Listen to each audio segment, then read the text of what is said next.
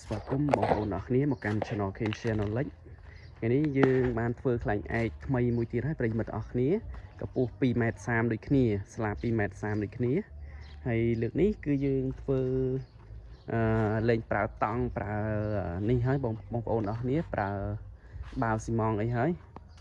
គឺយើងប្រើបិទកណាត់តែម្ដងបាទនេះយើងប្រើកណាត់បិទបងប្អូនអរគ្នាតោះឡើងសូមទស្សនាអរគ្នានេះប្រិយមិត្តអរគ្នាឃើញទេហើយយើងបិទបានម្នេះហើយបាទយើងធ្វើពពុះប្រវែងដូចគ្នាអញ្ចឹងបាទយើងប្រើកណាត់តែម្ដងប្រិយមិត្តណានេះយើងបិទបានមិនដឹងហើយខ្ញុំបានថតជូនប្រិយមិត្តអស់គ្នាទេពីរបៀបធ្វើវីដេអូនៅមាននៅវីដេអូមុនហើយចឹងបងប្អូនអាចទស្សនាបានណានេះគ្រាន់តែយើងចង់បង្ហាញប្រិយមិត្តអស់គ្នាថាយើងបានធ្វើមួយទៀតហើយកម្ពស់ 2.30 ម៉ែត្រតែយើងប្រើកណាត់ម្ដងបាទនេះយើងបិទបានត្រឹមនេះហ៎បាទនេះបាទត្រឹមកូនហ្នឹងបាទត្រឹមកូននេះហើយពីរបៀបបិទគឺយើងធ្វើយ៉ាងដូចគ្នាវិញមិនណានេះគេកត់ឈើយ៉ាងមកបាទកត់ឈើយ៉ាងមក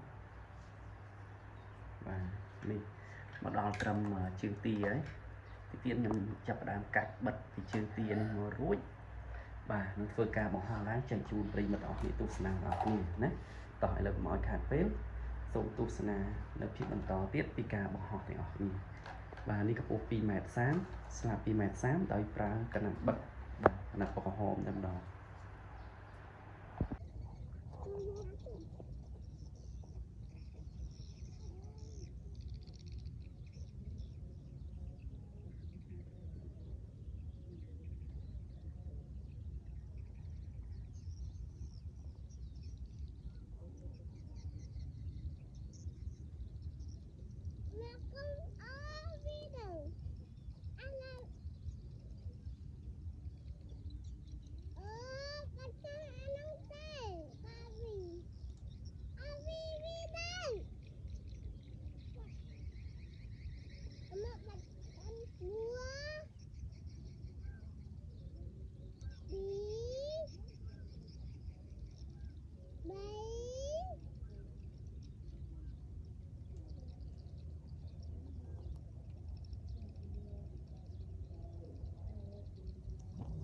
2, 3, 4, 5